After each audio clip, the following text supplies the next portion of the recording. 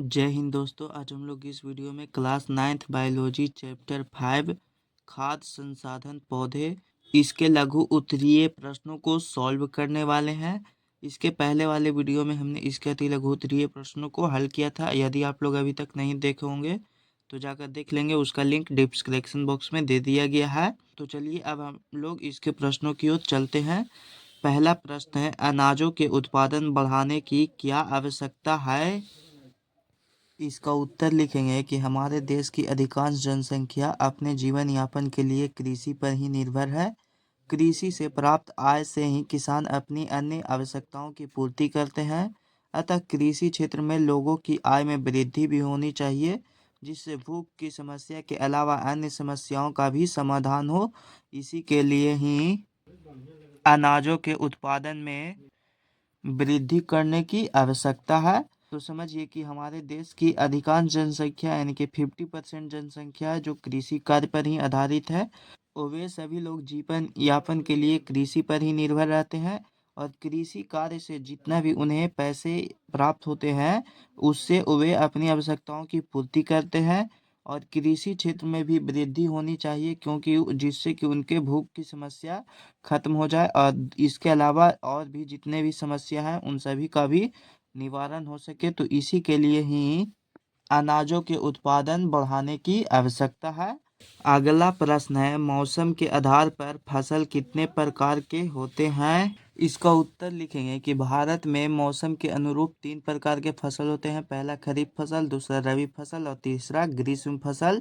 तो खरीफ फसल का लिखेंगे कि ऐसी फसलें जिन्हें हम वर्षा ऋतु में उगाते हैं वे खरीफ फसल कहलाती है, जैसे धान, ज्वार, बाजरा, मकई, कपास इत्यादि।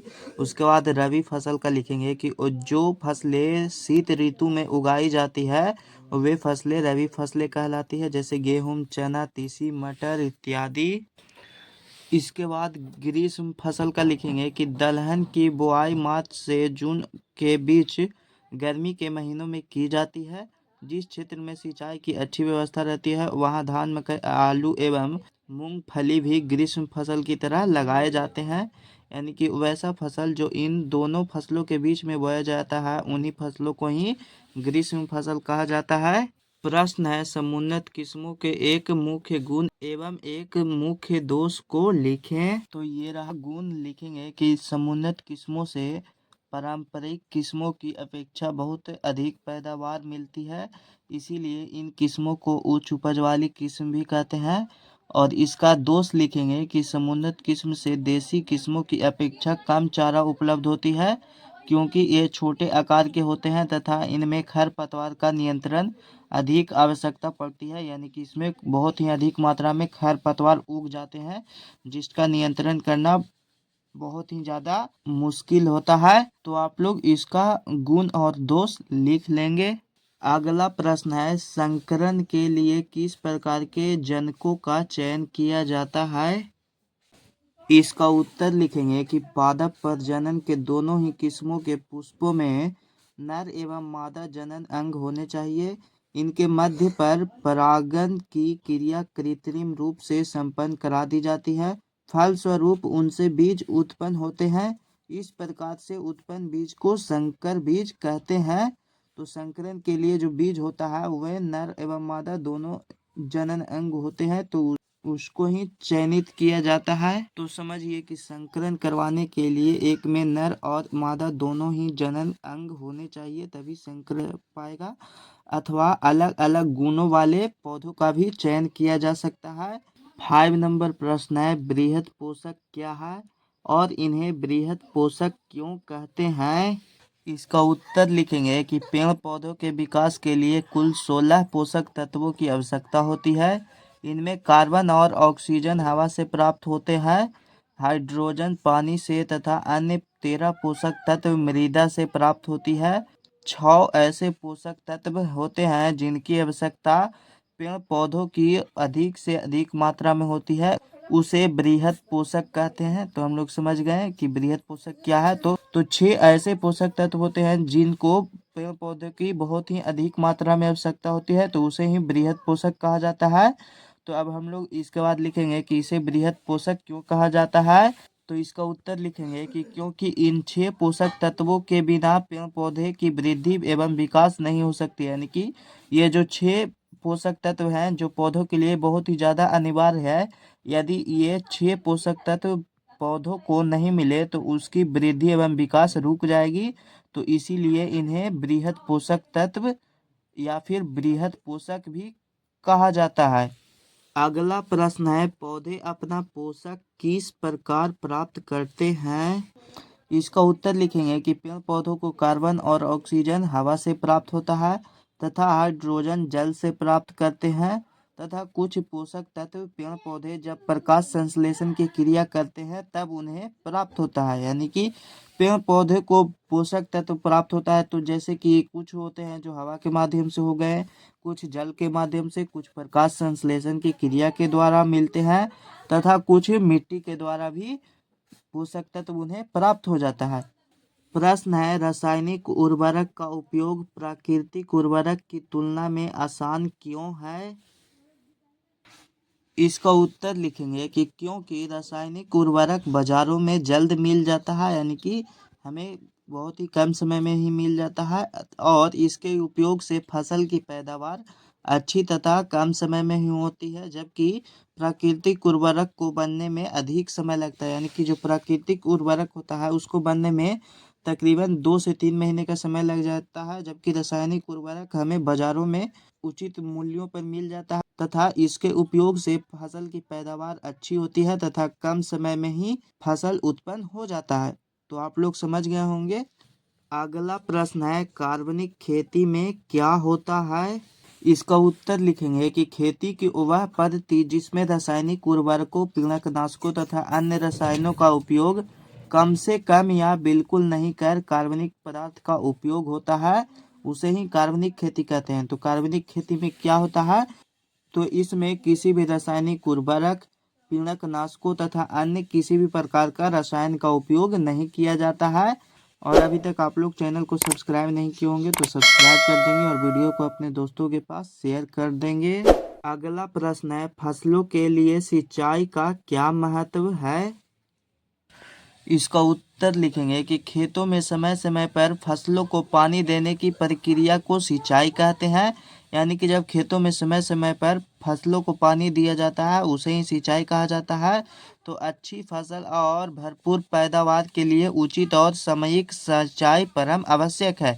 तो सिंचाई का यही महत्व है कि यदि हम लोग पौधों को समय पर सिंचाई नहीं करेंगे तो इससे पौधे सूख जाएंगे और इससे हमें भारी मात्रा में नुकसान भी हो सकता है। तो इसीलिए पौधों को समय समय पर सिंचाई करना परम आवश्यक है। 10 नंबर प्रश्न है, नदी जल उठाव प्रणाली में क्या होता है? इसका उत्तर लिखेंगे कि नदी जल उठाव प्रणाली उन क्षेत्रों में अपनाई जाती है जहां नहर में जल का प्रवाह पर्याप्त नहीं हो पाता है। जल उठाव प्रणाली का अपनाया जाना विवेकपूर्ण है। जिन खेतों के आसपास नदियां होती है वहां से सीधे जल को खींचकर सिंचाई की जाती है। तो यह उन क्षेत्रों में अपनाया जाता है जहां पे जल की सुविधा नहीं हो पाती है, यानी कि वहां फसलों को पानी देने के लिए उचित मात्रा में जल उपलब्ध नहीं होते हैं। उसी क्षेत्र में ही नदी जल उठाव प्रणाली अपनाया जाता है। तो जिस खेत के आसपास में कहीं पे भी नदी होती है तो वहां से जल को सीधा खींच करके सिंचाई किया जाता है, उसे ही कहा जाता है नदी जल उठाव प्रणाली। अगला प्रश्न है, मिश्रित फसल उत्पादन एवं अंतर फसल उत्पादन में क्या अंतर है?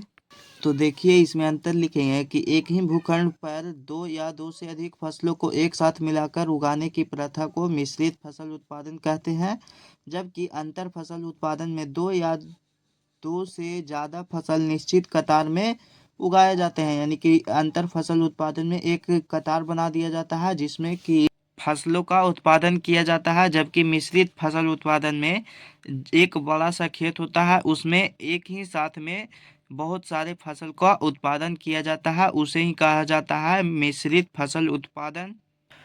जैसा कि आप लोग इस चित्र में देख सकते हैं कि एक कतार बना दिया गया है, इसी कतार में ही सारे पौधे उगाए गए हैं। एक से अधिक फसलें उगाए गए हैं लेकिन सभी फसलें एक कतार में उगाए गए हैं, यानी कि एक लाइन से उगाए गए हैं, उसे ही कहा जाता है अंतर फसल उत्पादन।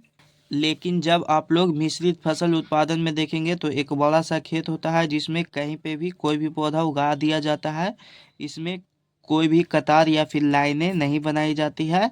इसमें दो या दो से अधिक फसलों का उत्पादन एक ही बार में किया जाता है, तो उसे ही कहा जाता है मिश्रित फसल उत्पादन।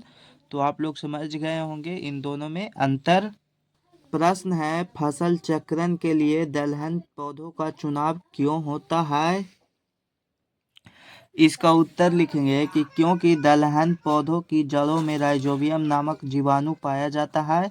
यह वायुमंडलीय नाइट्रोजन को नाइट्रेट में स्थित कर उन्हें मृदा में पुनः प्रतिस्थापित कर देते हैं, जो फसल के लिए अनिवार्य पोषक तत्व है।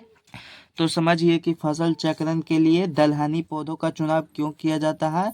तो दलहनी पौधे जितने भी होते हैं उन सभी की जड़ों में राइजोबियम नाम का एक जीवाणु पाया जाता है, जो कि वायुमंडल से नाइट्रोजन को नाइट्रेट में बदलकर मिट्टी में लाने का कार्य करता है। और जो यह नाइट्रोजन होता है वह फसलों के लिए अनिवार्य एक पोषक तत्व है, वह उसे उचित मात्रा में चाहिए होता है। तो जिस कारण से फसलों के चक्रण के लिए दलहनी पौधों का चुनाव किया जाता है। अर्थात कह सकते हैं कि दो फसलों के बीच में एक बार खेतों में दलहनी पौधों का बोया जाना अनिवार्य है, यानी कि बोया जाता ही है। 13 नंबर प्रश्न है, फसल सुरक्षा से क्या तात्पर्य है? इसका उत्तर लिखेंगे कि फसल पौधों को विभिन्न तरीकों से पीड़कों एवं अन्य हानिकारक जीवों से मुक्त रखने की प्रक्रिया को ही फसल सुरक्षा कहते हैं। यानी कि फसल सुरक्षा का ही अर्थ होता है फसलों को अन्य पीड़कों हानिकारक जीवों से फसलों को सुरक्षित रखना। अगला प्रश्न है, खेतों में खरपतवारों को फसलों से मुक्त करना क्यों जरूरी है? इसका उत्तर लिखेंगे कि क्योंकि खरपतवार फसल को उपलब्ध होने वाले पोषक, जल, प्रकाश, स्थान आदि के अधिकांश भाग को ग्रहण कर लेता है, जिसके कारण फसल की वृद्धि पर बहुत ही प्रतिकूल प्रभाव पड़ता है और पैदावार भी अपेक्षाकृत काफ़ी घट जाती है। अतः अच्छी फसल उपज के लिए प्रारंभिक अवस्था में ही खरपतवारों को खेतों से निकाल देना चाहिए। तो समझिए कि जब हम लोग फसल को बोते हैं तो फसल के साथ ही कुछ अवांछित पौधे उग जाते हैं जिसे कि खरपतवार कहा जाता है। तो उसे साफ करना इसलिए जरूरी है क्योंकि फसल को जितने भी पोषक तत्व, जल, प्रकाश, स्थान इत्यादि की आवश्यकता होती है, तो वे सभी उसमें से ही अवांछित पौधे यानी कि जो खरपतवार होते हैं वही ग्रहण कर लेते हैं, जिससे कि फसलों को उस समुचित मात्रा में वे सभी पोषक तत्व प्रकाश संश्लेषण की क्रिया में, जैसे कि सूर्य का प्रकाश, स्थान इत्यादि नहीं मिल पाता है, जिससे कि पौधों की वृद्धि पर प्रभाव पड़ता है और पौधों की वृद्धि घट जाती है, यानी कि पौधे वृद्धि करना बंद कर देते हैं, जिस कारण से फसल का उत्पादन भी काफ़ी मात्रा में घट जाता है। तो इसीलिए खेतों से खरपतवारों को फसल से मुक्त करना आवश्यक है, यानी कि जरूरी है। अब इसका अगला प्रश्न है कि पीड़कनाशी क्या है, खेतों में इसका उपयोग क्यों करते हैं? इसका उत्तर लिखेंगे कि खेतों में फसलों को रोगों से सुरक्षा के लिए विशेष रसायन का खेतों में छिड़काव किया जाता है। इस विशेष रसायनों को पीड़कनाशी कहते हैं। इसके इस्तेमाल से फसलों को नष्ट करने वाले सभी कीट, जीवाणु, कवक भाग जाते हैं और फसल नष्ट होने से बच जाता है। तो समझिए कि खेतों में जब फसलों को बोया जाता है तो उन फसलों को नष्ट करने के लिए कुछ कीट, पतंग इत्यादि आ जाते हैं, तो उन्हें खत्म करने के लिए खेतों में एक विशेष प्रकार का रसायनों का छिड़काव किया जाता है, उसे ही कहा जाता है पीड़कनाशी। यानी कि पीड़कनाशी का अर्थ ही होता है कि पीड़कों का नाश करने वाला रसायन। तो इसका उपयोग इसलिए करते हैं ताकि जितने भी फसलों को नष्ट करने वाले कीट, जीवाणु, कवक इत्यादि हैं वे सभी भाग जाएं और इससे फसलों को हानि न पहुंच पाए।